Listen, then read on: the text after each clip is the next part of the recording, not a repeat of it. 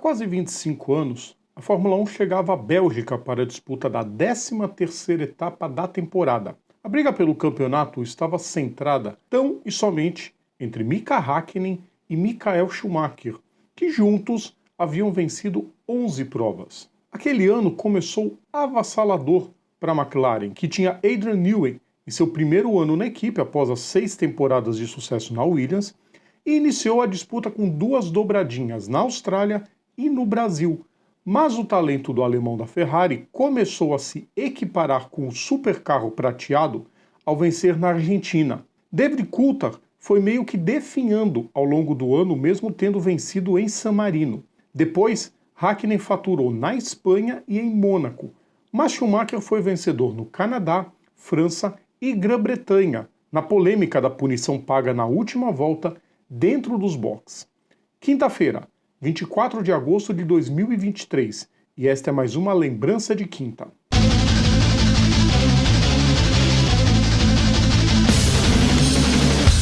Salve a todos os nossos ouvintes, salve a todos os nossos seguidores, serão todas e todos bem-vindos. Eu sou Rodrigo Vilela, hoje é dia de TBT, hoje é dia de lembrança de quinta, dia de relembrar mais um momento clássico das pistas. Antes da gente começar, como eu sempre peço para vocês, vou pedir de novo, deixem o like nos nossos vídeos, compartilhem nosso conteúdo, inscrevam-se no nosso canal e ativem as notificações. Na maior parte das provas até aquele momento, quando um ia bem, o outro ia mal.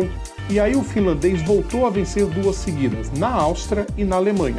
Só que Michael obteve uma vitória maiúscula na Hungria, naquela famosa prova de 3 paradas nos boxes e voltas voadoras a todo instante.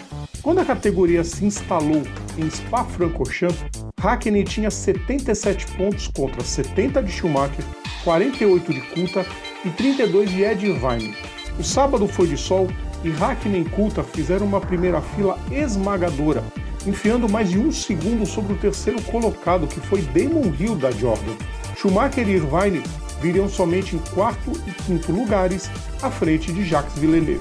Só que no dia da corrida caiu um verdadeiro toró, e a Ferrari renovou suas esperanças, porque, convenhamos, Michael era muito mais piloto que os 2 juntos do time de Ron Dennis.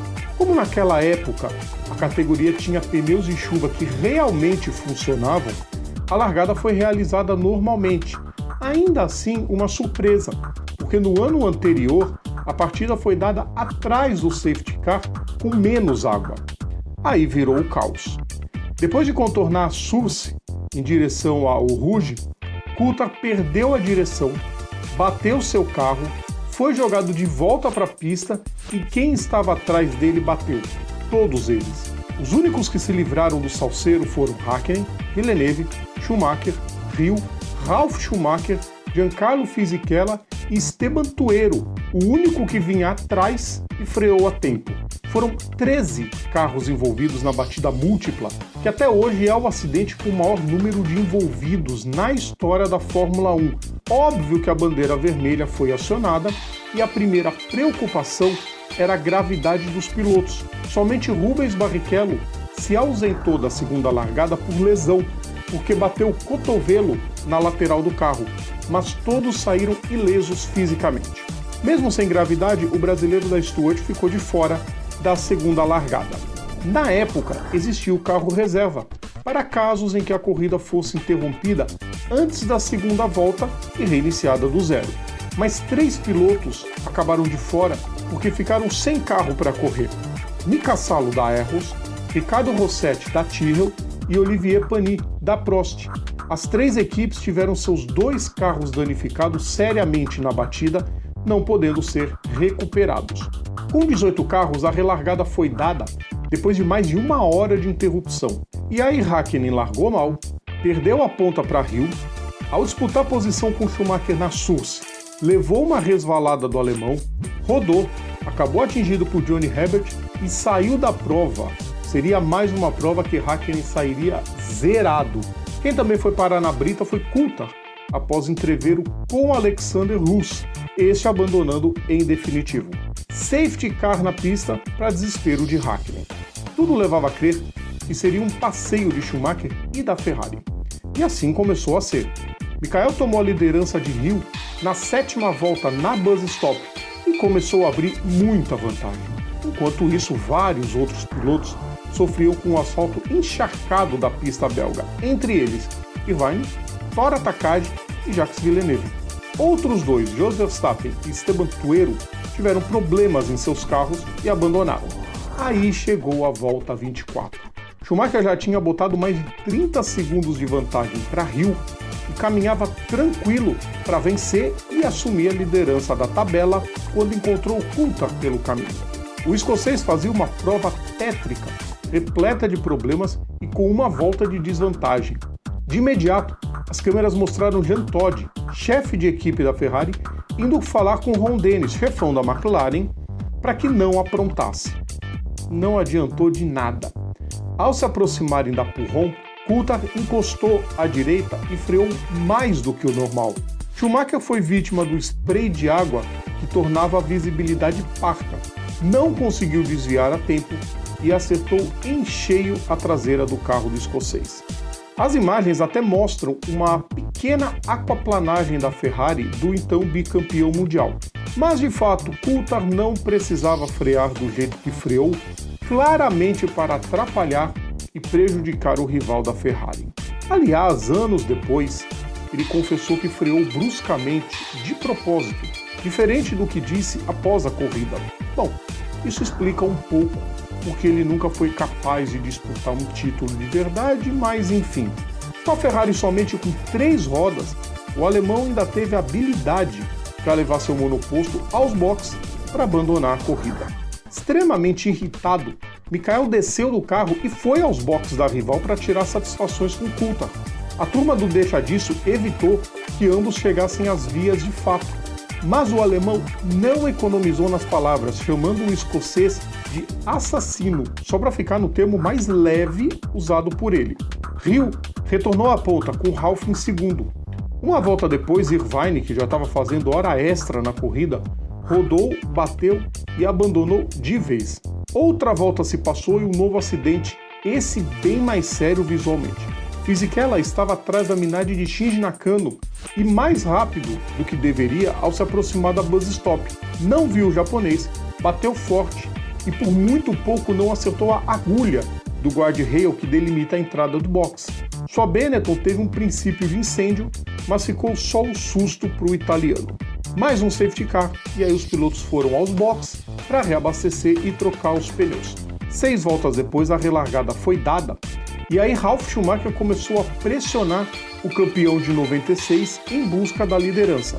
Rio interveio no rádio e disse que se a equipe liberasse a disputa, ele iria defendê-la com unhas e dentes e que o desfecho poderia ser os 2 pilotos fora da prova. Ed Jordan, que de bobo não tinha nada, ordenou que o irmão mais novo de Michael sossegasse na segunda colocação e garantisse a dobradinha. Muito contrariado, Ralf não desobedeceu e assim, depois de quase 20 meses, Damon Hill voltou a vencer na Fórmula 1, dando à equipe a sua primeira vitória. Ralf foi o segundo e Jean Alesi completou o pódio. Pedro Paulo Diniz passou ileso pelas confusões da prova e colocou sua Arrows numa excelente 5ª posição. Coulthard e Nakano ainda voltaram para a prova, mas ficaram 5 voltas atrás do vencedor. Apesar do momento histórico para a equipe irlandesa, a ordem de equipe enfureceu Michael, que ao saber do ocorrido após a prova, prometeu a Ed que seu irmão jamais guiaria para sua equipe após isso, mesmo que o alemão nunca tenha entrado num conflito por causa do episódio. Dito e feito, antes da temporada terminar, Ralf anunciou que iria para Williams, numa troca com Frentzen, que rumou para o time de Ed Jordan. Hakkinen manteve-se na liderança do campeonato e conquistaria seu primeiro título no Japão na última prova do ano. Depois disso, cada um dos envolvidos seguiu um caminho diferente na carreira. O finlandês levou o BIM 99, foi vice em 2000 e fez em 2001 sua última temporada. Rio manteve-se na Jordan, mas fez um 99 horrível e anunciou sua aposentadoria ainda no meio do ano. Ralf brilhou com uma Williams muito fraca, amassando Alessandro Zanardi, que era a estrela do time no início do ano. Ficou no time até 2004 e depois foi para a Toyota. A Jordan disputou o título em 99, mas depois entrou em queda livre, se meteu em algumas polêmicas e acabou se despedindo da categoria em 2005. Schumacher tirou a Ferrari da fila em 2000 e iniciou sua era com 5 taças seguidas. Já a pista belga passou por reformas em 2006, quando ficou ausente do calendário, se tornando na prática um circuito permanente, já que as estradas que cortavam e faziam parte do circuito foram substituídas por outras construídas à margem da pista. O circuito belga, aliás, segue ainda com reformas e mudanças a fim de se adequar às exigências, muitas vezes exageradas, da FIA e da Fórmula 1. As últimas reformas, porém, têm como meta voltar a receber corridas de moto. E até hoje, Spa-Francorchamps segue nos brindando com grandes corridas em várias categorias, como deve ser em um dos mais adorados circuitos do planeta. Um texto antigo do Flávio Gomes, que ele cita sobre essas reformas que andaram acontecendo de 2006 para 2007, principalmente, quando a categoria ficou fora em 2006 porque as instalações não estavam adequadas. E ele diz que Spa-Francorchamps é um caso raro de elo entre o passado e o presente da categoria, porque ninguém ligava na época, para a falta de estrutura, para os guardrails muito próximos do circuito, contrastados com curvas velocíssimas, como é o Rouge, por exemplo. E o circuito de Spa, mesmo atualmente, na Fórmula 1, sediando corridas meio chinfrins, mas muito mais por causa da categoria, porque Fórmula 2 corre lá e é espetacular, o GT World Challenge corre lá e é espetacular, o EC corre lá e é espetacular, e é um circuito que jamais deve ficar fora da categoria. Essa corrida de 98 foi espetacular. Muita gente critica, porque teve muita batida. É o imponderável das corridas. Por isso ela se tornou uma corrida sensacional. Tanto pela pilantragem que o Coulthard fez com o Schumacher querendo ir pra porrada com o Coulthard, descendo o cacete na entrevista, citei os termos aqui, não poupou palavras. Se falar aqui o que o Schumacher falou naquela entrevista pós-corrida, o canal é bloqueado na hora. Mas foi uma grande corrida. E essa vitória da Jordan, vitória do Damon Hill, que há muito tempo já estava merecendo, fez por merecer na Arrows uma vitória. E aí na Jordan parecia que ele iria muito bem, foi bem em 98 e 99 ele naufragou.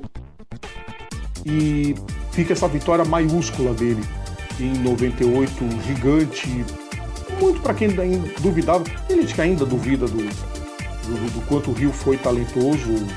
Ele viveu numa época que tinha um super piloto que era o Michael Schumacher. Assim é o esporte a motor, pessoal. Tenho certeza que vocês gostaram dessa lembrança.